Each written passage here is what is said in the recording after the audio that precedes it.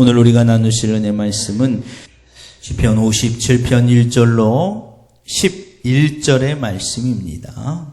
시편 57편은 다윗이 기록한 비탄시 가운데 하나입니다. 다윗은 신본주의적 정통성을 가진 선택받은 이스라엘의 민족의 왕이자 하나님의 다윗의 언약, 영원한 왕으로 삼으실 언약의 축복의 계승자였던 다윗에게도 끊임없이 시련의 바람은 계속 불어왔어. 우리가 잘 아는 것처럼 아들 압살롬의 반역도 있었고, 또 사랑하는 아들이 먼저 세상을 떠나는 고난도 있었고, 특별히 오늘 본문은 사울 왕에게 쫓겨다니던 10년의 인생 가운데 압둘람 굴이나 엔딕의 굴에 피신하였을 때 기록한 비탄시라는 것입니다. 이 굴에 갇혀 있었다라는 것은 이루 말할 수 없는 암울한 시기, 암울한 이 마음이 들 수밖에 없는 시기를 말하는 거예요. 이 굴이라는 것이 어둡고 침침하고 습하잖아요. 누구나 이런 환경을 좋아하는 사람이 있을 수가 없죠. 우리 인생 가운데도 이와 같은 일이 없어야 되지만 다윗에게는 이와 같은 인생이 두 번이나 있었다는 거예요. 굴에 갇혀서 죽을 위에게 놓여 있는 그 상황, 아무도 주변에 의지할 것이라고는 한 가지도 없는 상황에 놓여 있을 때 이 시편 57편을 기록했다는 거예요. 그런데 시편 57편 가운데 다른 비탄시와 달리 탄원하고 탄식하는 요소보다는 오히려 선취적 신앙에 의거하여 대적으로부터 구원에 대한 확신을 더 드러내고 있는 시편이 바로 57편이라는 거예요. 오히려 우리가 인생 가운데 하나님을 만나는 아주 좋은 기회가 있다면 저는 오히려 이 동굴에, 압둘람 굴에 갇혀 있는 듯한 상황이 오히려 하나님을 의지하기엔 더 좋다는 거예요. 우리가 전쟁에도 배수의 진을 친다고 하잖아요. 물러설 곳이 없고 오직 적을 향해 나아갈 수밖에 없는 상황이면 사람들이 오히려 마음을 단념해요. 내가 여기서 죽으면 죽으리라. 어차피 뒤로 가요. 강물에 빠져 죽느니 차라리 내가 적을 향해 돌진하다가 죽을 것. 이러면 이 군사의 이 패기는요, 하늘을 찌른다는 거예요. 우리 신앙에도요, 이와 같이 신앙생활만 한다면 아마 이루 말할 수 없는 하나님의 놀라운 역사를 경험할 거예요. 배수의 진. 난 뒤로 물러설 것 없어. 나는 의지할 것 없어. 꼭 고난이 와 있기 때문이 아니라 평시의 삶 가운데서도 나는 하나님밖에 없어. 자식도 아니고 부모도 아니고 물질도 아니고 자녀도 아니고 세상 그 무엇도 아닌 딱 하나님밖에 없는 인생처럼 살아간다면 아마 그의 인생은 누가 흔들 수도 없을 뿐더러 어느 누구도 그 인생에 관여하지 못한 오직 하나님의 주권만이 나타나는 그것이 복받은 인생이라고 저는 분명히 믿습니다. 그래서 여러분들에게 권면해드리고 싶은 말씀은 오늘 다윗처럼, 비록 내 인생에 다윗처럼 이와 같은 실상황은 아니더라도 늘 언제나 신앙생활을 배수의 진을 치는 것처럼 의지할 것이 오직 앞에 입구밖에 없는 하나의 출구밖에 없는 인생처럼 하나님밖에 없는, 하나님만이 내 인생의 정답이고 출구라는 그 믿음을 가지고 한번 살아보시기를 주의 이름으로 간절히 축원합니다. 그러면 모든 삶 가운데 달라질 수밖에 없어요. 달라질 수밖에 없어요. 그런데 우리가 착각하고 살기 때문에 하나님을 온전히 바라보지 못하는 거예요. 여기도 출구가 있고, 저기도 출구가 있을 거야.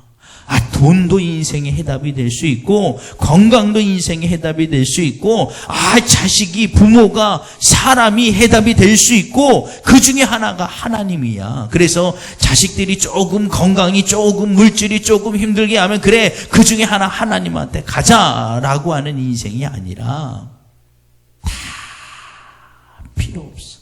오직 내 인생의 정답과 출구는 하나님뿐이야 라는 그런 인생이 되시기를 주의 이름으로 축원합니다. 다윗이 오늘 그와 같은 도저히 인간의 능력으로는 도저히 있을 수 없는 그 고난 앞에서 오히려 더 선치적 은혜로, 지금 생명이 일각에 달렸는데 그와 같은 고백이 아니라 하나님이 나를 구원하실 것이다 라는 이 강력한 신앙의 힘을 우리에게 보여주고 있다는 거예요. 이와 같은 요소, 특징을 가지고 있기 때문에 오늘 시편의 5절과 11절의 반복적인 어구, 하나님이여 준 하늘 위에 높이 들리시며 주의 영광이 온 세계 위에 높아지기를 원하나이다. 할렐루야. 다윗의 이 비탄심에도 불구하고 이 하나님이 온 세계 위에 높아지기 원한다는 모든 삶의 영광을, 모든 삶의 목적이 하나님의 영광임을 드러내는 오히려 신앙의 고백이 가득한 이와 같은 믿음의 능력과 힘을 느낄 수가 있다는 거예요. 하늘과 온 세계 위는 이 말 그대로 온 우주 만물, 온 세상에 누구를 막론하고 다 하나님의 영광을 돌려야 된다는 것입니다. 나만이 아니라 나를 대적하는 그들도 이 굴뿐만 아니라 세계 어느 천지 다 하나님의 영광이 되어야 한다는 거예요. 이게 어떻게 가능할까요? 이게 잘 되었을 때는, 모든 일이 술술 풀릴 때는 이런 고백할 수 있어요. 그런데 다윗은 지금 완전히 굴에 갇혀 있어요. 앞에는 사울의 군사가 언제 저 입구 하나 보고 있는 거예요. 출구가 없다니까요.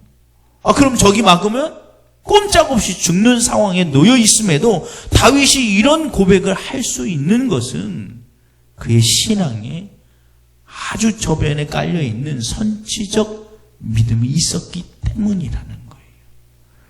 그래서 오늘 시편을 보면 크게 5절과 11절의 이와 같은 반복적인 구조로 크게 두 부분으로 나눌 수 있습니다. 전반부는 1절로 5절에서 절대절명의 위기 상황 앞에서도 단식보다는 오히려 여호와의 역사로 말미암아 다윗 자신을 구원과 대적을 멸절하실 것을 확신하는 표출을 강하게 드러나고 있다는 거예요. 이와 같이 다윗이 흔들릴 수 없었던 이유 가운데 하나는 하나님 앞에 서 있는 확신을 가지고 있었기 때문이라는 거예요.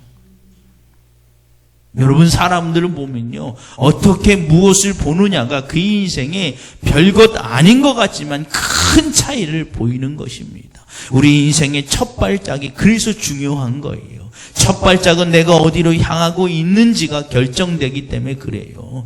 그 끝이 어디로 가 있느냐가 중요하다는 것입니다. 얼만큼 많이 갖는 것보다 더 중요한 건 첫 발자국. 그 발자국이 어디로 향하고 있는가가 매우 중요하다는 거예요.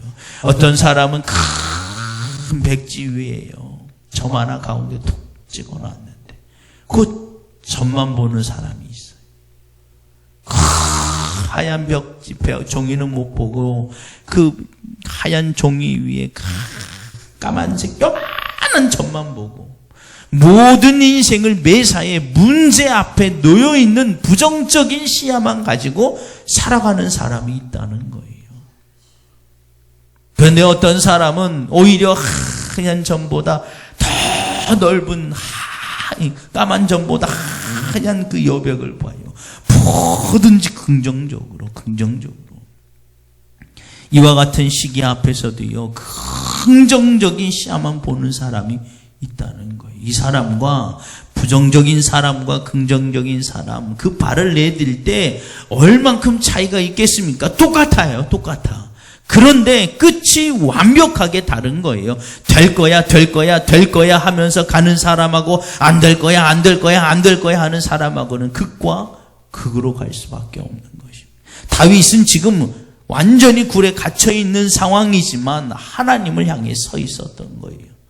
그래서 그 시작점이 다를 수밖에 없는 것입니다. 저는 오늘 여러분들에게 그렇게 권면해 드리고 싶습니다.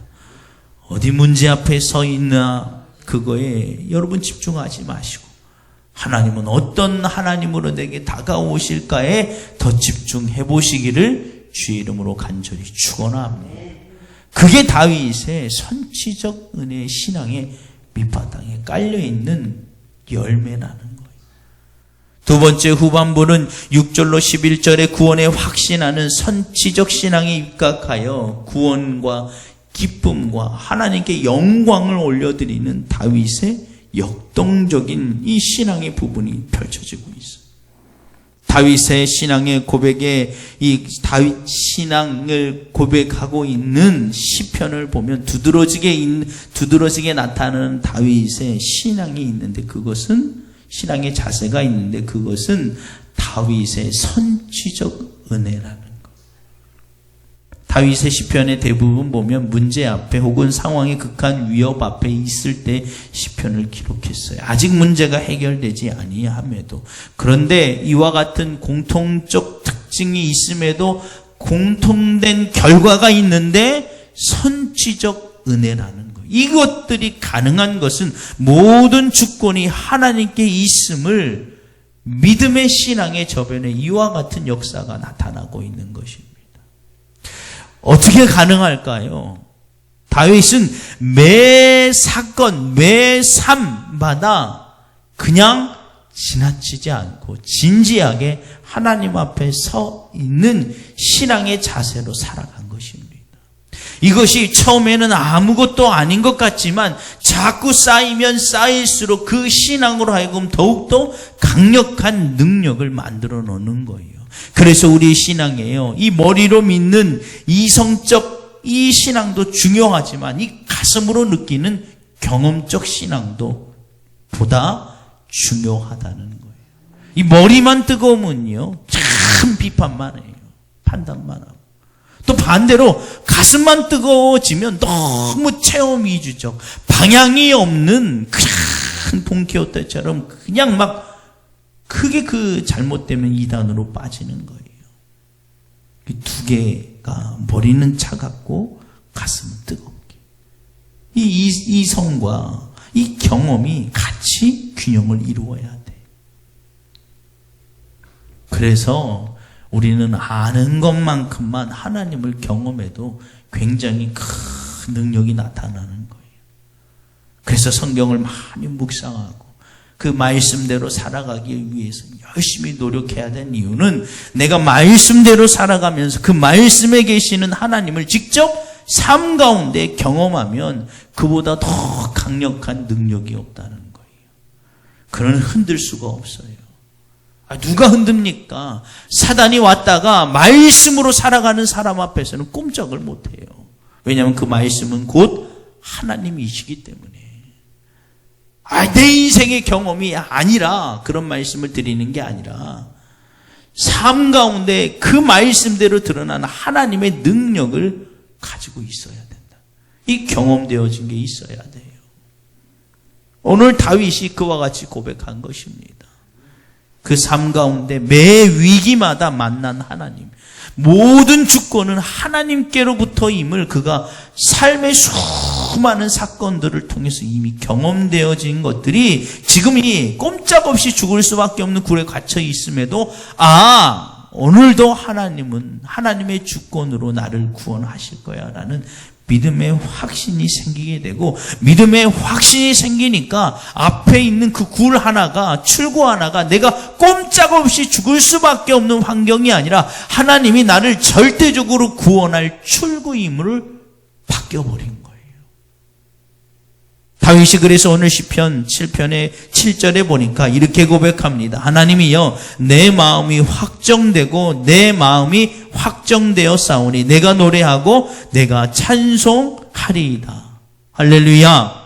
여러분, 신앙의 고백은, 신앙의 역사는 지금 고백되어지고 시인되어져야 돼요. 내가 구원 받았습니까? 그러면 지금 확신이 있어야 된다는 거예요. 구원의 확정은 우리가 하나님 앞에 육신의 죽음을 통한 첫 번째 관문인 하나님 앞에 설 때의 확정을 받는 것이지만, 믿음의 확신은, 구원의 확신은 지금 있어야 하는 거예요. 내가 구원받았다고 하면서 입으로 시인하지 못하고, 시인한다는 것은 내 삶 가운데 확정된 마음이 없다면 한번 의심해 봐야 돼요.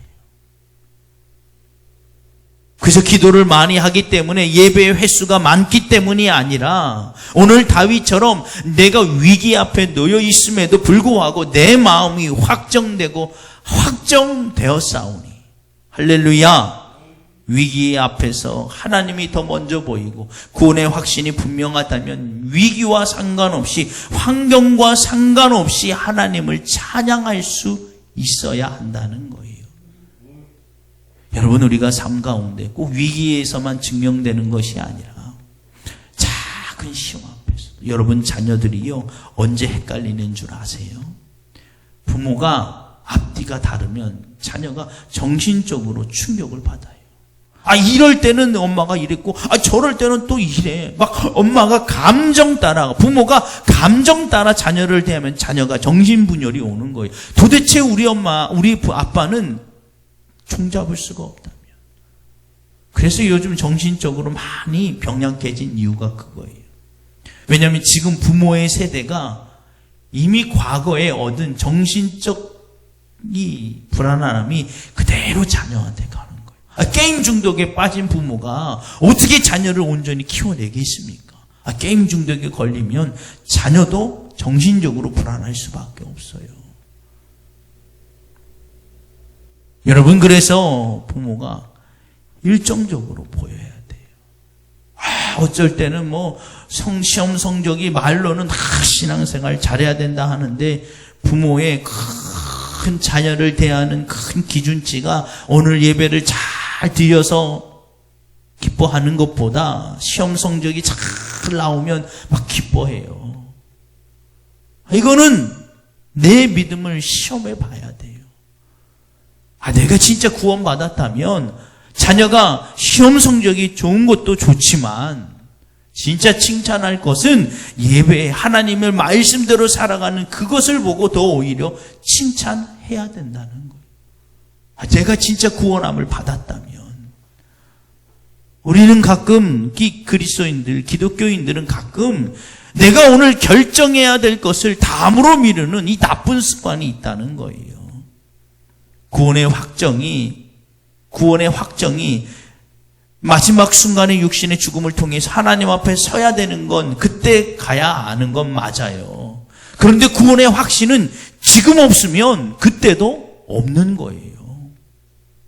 그건 말이 안 되는 거예요. 저기 앞에 있는 부모가 내 엄마라는 확신이 지금 없는데 나중에 가면 생깁니까? 지금 있어야 돼요. 지금. 그럼 무엇으로 합니까? 내 삶에 무엇을 더 중요하게 여기는가가 그 삶의 확신을 가져다 주는 거예요. 그래서 이 사도 바울이 구원을 두렵고 떨림으로 확인해 바라는 거예요. 여러분, 그래서 로마서 10장 10절에 보니까 사람이 마음으로 믿어 의에 이르고 입으로 시인하여 구원에 이르느니라, 이렇게 고백하고 있는 것입니다. 우리의 구원을 지금 마음으로 믿으면 입으로 시인하게 돼 있어요. 입으로 시인하면 구원에 이르는 확신이 나타나는 겁니다. 그런데 우리는 입으로 시인하지 않아요. 내 입에는 다른 것이 더 먼저 나오는 때가 많다는 얘기를 드리는 거예요. 저를 비롯해서 목회하면서 진짜 하나님의 영광으로 목회를 하는 것인지, 내 욕망에 따라, 내 욕심에 따라, 내 이 안목의 정욕을 따라 이생의 자랑 때문에 목회를 하는 것인지, 그 구원을 받은 것과 믿음의 확신, 입으로 시인하여 이루는 것입니다. 오늘 저는 이 말씀을 듣는 모든 분들에게 고면하고 싶습니다. 오늘 당장 내 믿음, 내 구원의 확신을 시험해 보세요. 내 삶 가운데 내 입에서 무엇이 시인되는 것이 많은 것인지, 내 기도 가운데 무엇이 더 많이 나오고 있는 것인지만 봐도 안다는 것입니다. 오늘 특별히 금요일이에요. 저희 교회가 금요일과 토요일은 패밀리 미니스트리라 해서 가정사역에 집중하고 있어요. 어제도 그런 말씀을 드렸지만 이 강팍해질 대로 강팍해진 영혼을 변화시키는 건 100마디 말보다 한 번 끌어안아주는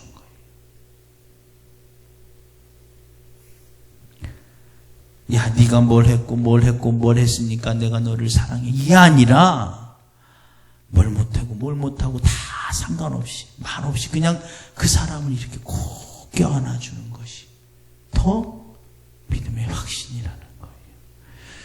그래서 오늘 기회가 되어지는 대로, 시간이 되어지는 대로 주변 사람을 한 번씩 꼭 껴안아주시기 바랍니다. 그리고 특별히 가정사역을 하시는 날이니까 오늘 특별히 가정에 있는 자녀든지 부모든지 남편이든지 아내이든지 자녀든지 꼭 껴안아주세요. 껴안아줘야 될 이유가 있다면 뭘 잘했기 때문에, 시험을 잘 봤기 때문이 아니라 그냥 내 안에 계신 예수님이 계시는 걸 믿는다면, 내가 구원함을 받는 것을 내 마음으로 믿어 입으로 시인하는 것이 그냥 아무 말 없이 너는 그냥 하나님의 자녀니까 귀한 거야 라고 꼭 껴안아 주시기를 주의 이름으로 간절히 축원합니다. 잊지 마시고 꼭 해보시기 바랍니다. 오늘 다윗을 통해서 하나님이 우리에게 분명히 말씀하고 있는 것입니다. 여러분, 우리는 가끔 착각하며 살 때가 있어요. 믿음은 선택사항이 아니라는 거예요. 믿음은 필수 조건이에요. 믿음이 없이는 하나님의 기쁘시게 하지 못합니다. 믿음이 없이는 하나님의 능력을 받지 못해요.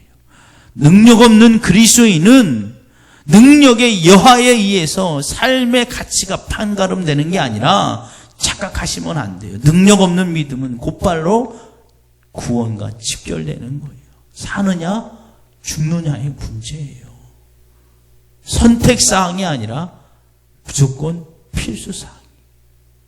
그래서 오늘 다윗을 통해서 믿음의 확신을 가지고 오늘 한날 입으로 시인하여 구원에 이르고 있는 믿음의 확신을 점검해 보시기를 주의 이름으로 축원합니다.